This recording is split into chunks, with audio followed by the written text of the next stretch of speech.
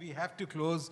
The next session is on at 12. Mr. Jairam Ramesh is already waiting here, and I do not want to let AIMA manage things so badly that they are not on time. Thank you, gentlemen, for giving us this opportunity. Thank you, sir. May I request, thank you, the esteemed panelists. May I request Mr. Sudhir Jalan to please present mementos to our esteemed panelists as a token of our appreciation. We'd like to thank Mr. Rahul Bajaj. Thank you, sir.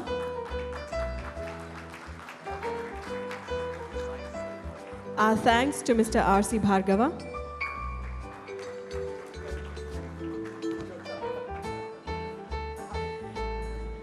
Thank you, Mr. Jalan, for conducting this session.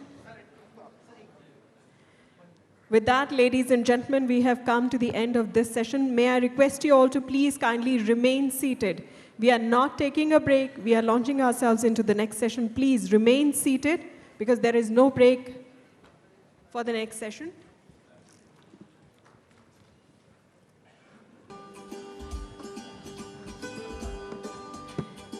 It is our request, please, not to hold the speakers of the previous session here.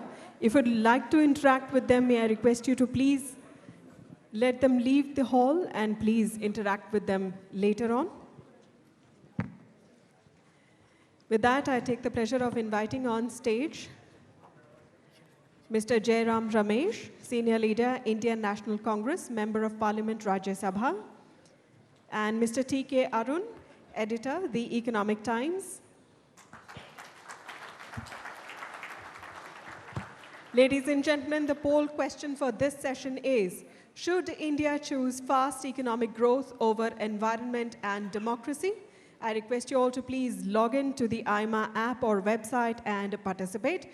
Meanwhile, a quick introduction to Mr. T.K. Arun, Editor, The Economic Times, who's here to deliver the welcome address and initiate the session.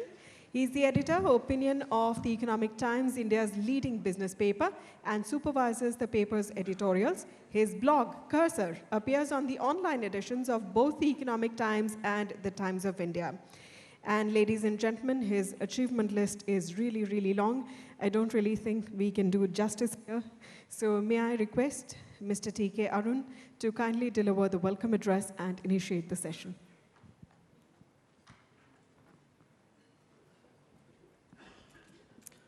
Friends,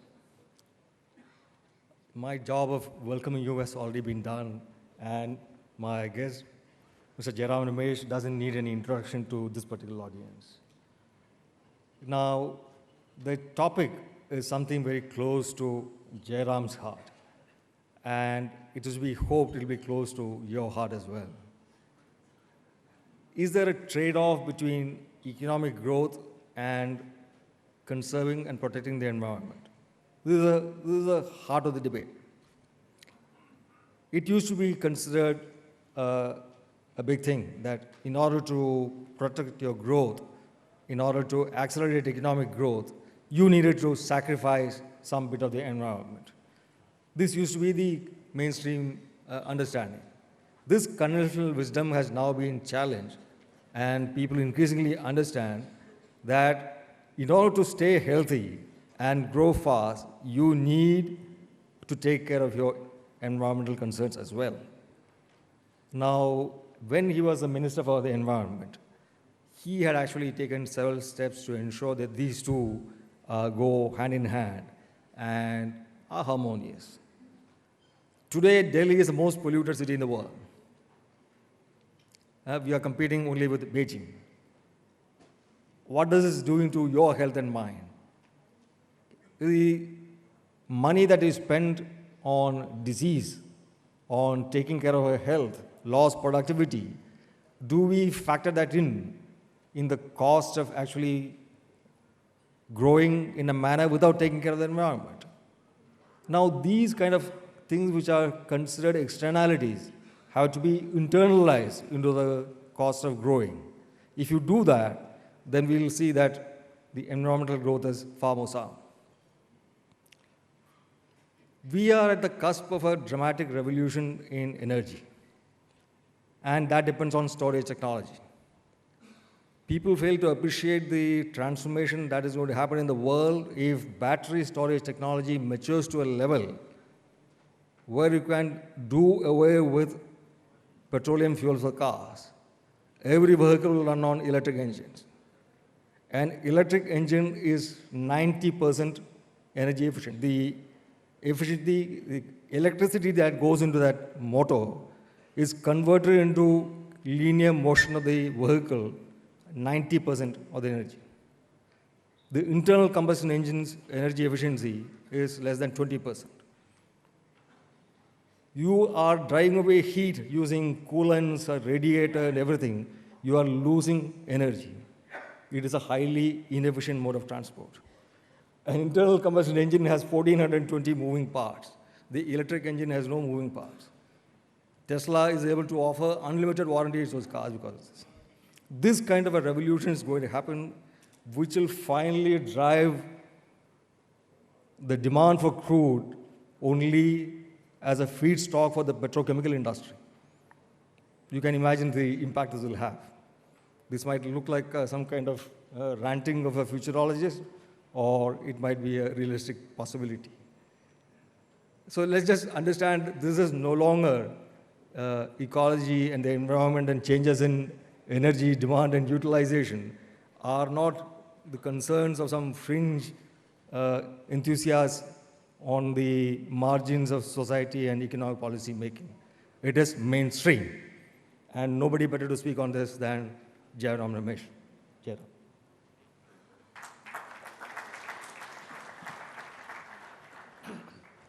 Thank you, Arun. Ladies and gentlemen, Arun has posed a very fundamental question.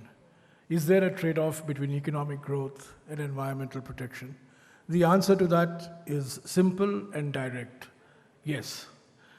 And the challenge really for us is really how do we manage this trade-off?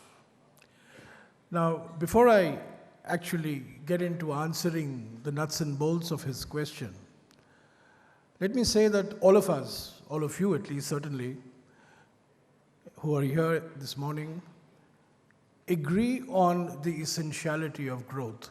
Growth counts. But what I want to tell you, what I would like to convey to you, is that environment also matters in the process of economic growth. Unfortunately, economic development knows only one model, which is the grow now, pay later model.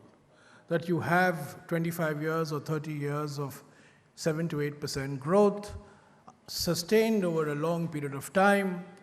The consequences of that growth on natural resources and environment, you manage once you have reached a certain level of per capita income. This has been the traditional model of economic growth. And I want to suggest to you that there are compelling reasons why India must be an exception to this grow now, pay later model. And these reasons, I would say, are fundamentally four in nature. The first and overriding reason for us to be different is demographic. We have a current population of 1.25 billion, but which is often not appreciated, a population that is going to increase by 400 million people in the next 30 years. That's the inevitability of our demographic growth. It's our karma, so to speak, that we will reach 1.7 billion by the middle of the century. In other words, we are going to be adding 1/3 of our current population over the next 3 decades. This is at a time when most countries in the world are going to see demographic declines, are going to see population shrinking. And it is at such a time that India's population is going to continue to increase, and not just going to continue to increase in quantitative terms, but also retain its age characteristic, which is that the median age of the population is still going to be less than 30. This has profound consequences for consumption, for investment, and for the nature of economic growth. So the first reason is demographic. The second reason, I would say, is the climate change challenge. By now, there is evidence to suggest that while India may not have contributed to the problem of global warming, India certainly has the maximum vulnerability to global warming.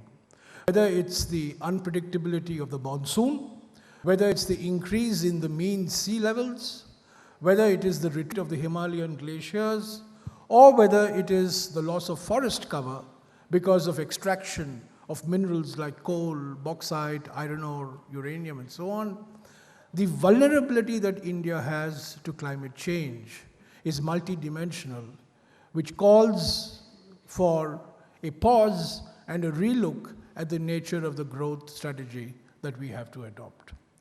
The third reason why India needs to be different is because of the public health argument, that increasingly environmental consequences are reflected in morbidity and mortality patterns across the country, whether it's air pollution, whether it's water pollution, whether it's land degradation, or whether it's chemical contamination. You are seeing this most startlingly, of course, you will see it in mortality statistics, but what you will not see, but what you will experience over a period of time is the impact on morbidity, impact on healthcare expenditure, and the impact it has on family budgets. So the public health argument is certainly something people in Delhi can relate to, but I would suggest to you that Delhi is just the tip of the iceberg. It gets the headlines because it is the nation's capital. There are many, many parts of our country which are in a worse situation as far as the public health impact of environment is concerned.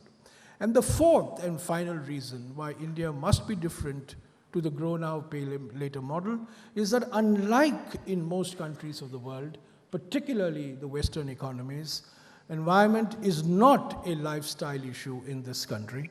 It is still, for a large number of people, a livelihood issue. Access to land, access to water, access to forests, access to natural resources is often a matter of meeting daily livelihood requirements of fuel wood, fodder, and small timber. So the grow now, pay later model, which is a very seductive model because it's the only model that modern economic theory has before us, whether it's the United States, whether it's Brazil, whether it's China, it's all been along this trajectory. Now, one of the advantages that we have is that we are relative latecomers into the high growth regime. It's only between 2004 and 2014 that you averaged a GDP growth of 7.5%, and presumably over the next decade, the tasks of governments would be to increase that 7.5% per year to at least 8 to 8.5% per year. So we are a relative latecomer to the high growth regime, and also the fact is that a bulk of the infrastructure that is required for our population in the year 2050 remains to be built, whether it's housing, whether it's roads, whether it's the basic physical infrastructure is waiting to be built. So India can afford really to make a choice which other countries perhaps are long gone to actually make a U-turn. So after having looked at the reasons why India must be different, let me turn to the question of which Arun posed right at the beginning.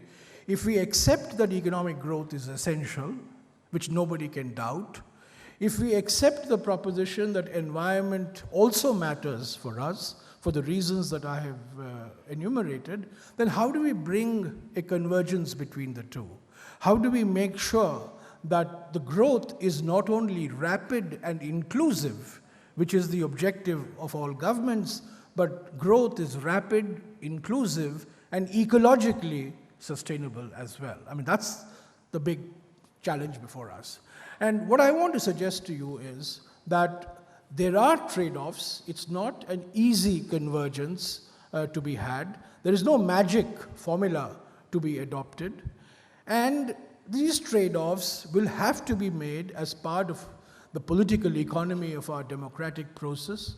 And these trade-offs will mean making choices, will mean facing conflicts, will mean often confronting contradictions, but there is simply no escaping the trade-off. Now, how do we make these trade-offs? That's the big operational question. If we know that there is a trade-off, how do you actually make this trade-off?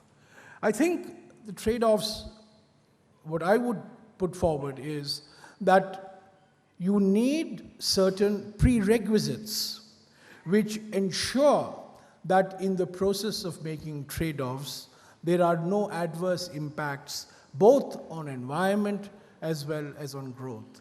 And the first and foremost requirement is, I think, an effective regulatory system which ensures that the laws and the rules that govern environment are actually enforced. Now, we are a country which has the most progressive environmental legislation. Unfortunately, legislation that is observed more in the breach rather than its implementation. So having a set of standards, rules, laws are absolutely essential for us if we are to manage this conflict and manage these trade-offs. The second requirement, of course, is effective institutions, laws by themselves, rules by themselves, regulations by themselves.